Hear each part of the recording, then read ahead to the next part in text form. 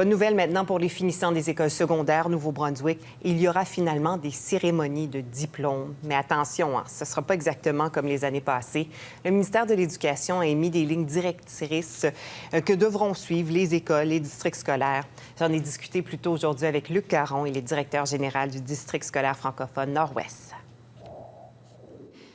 Monsieur Caron, vous avez reçu les directives du ministère de l'Éducation pour les cérémonies de fin d'année dans les écoles. Est-ce qu'avec ces lignes directrices-là, ça va être possible d'avoir des collations de diplômes ou encore des balles de finissants? Écoutez, on est content d'avoir reçu ces lignes directrices-là. Même que les écoles francophones de la province, on avait déjà donné certaines balises à nos écoles pour justement permettre ces cérémonies-là en fin d'année. Évidemment, ce sont des lignes directrices.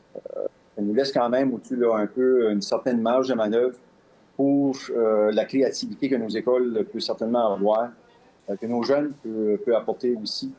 Et oui, effectivement, il y aura des cérémonies pour souligner ces jeunes-là qui ont travaillé fort pendant 13 ans. Puis oui, c'est certain que ce sera une cérémonie là, qui marquera l'histoire.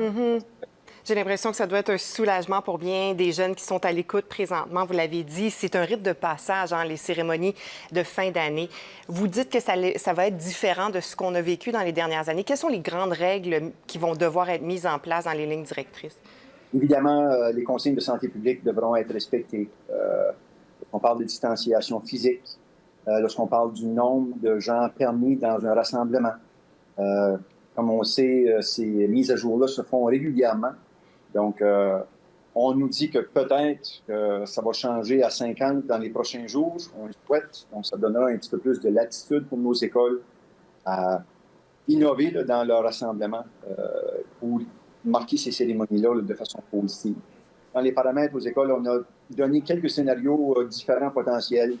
On a des écoles même qui parlent de style drive-in pour les remises, les cérémonies. On parle de véhicules, de parades de véhicules. On pourra y voir toutes sortes de belles initiatives, je crois, qui vont venir marquer ce passage-là là, de façon unique.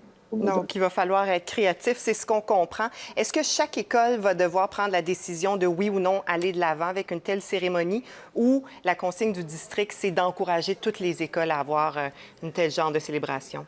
Oui, absolument. Puis toutes nos écoles, dans le cas ici au Nord-Ouest, on a 5 écoles secondaires. Toutes les 5 écoles vont présenter un plan au niveau des cérémonies ici au district scolaire pour approbation. Puis par la suite, les préparatifs sont déjà en cours. Les écoles sont déjà au travail avec les communautés, avec les jeunes, avec le personnel pour justement préparer ces cérémonies-là qui s'en viennent à grands pas. Les balles de finissants, c'est possible dans le contexte?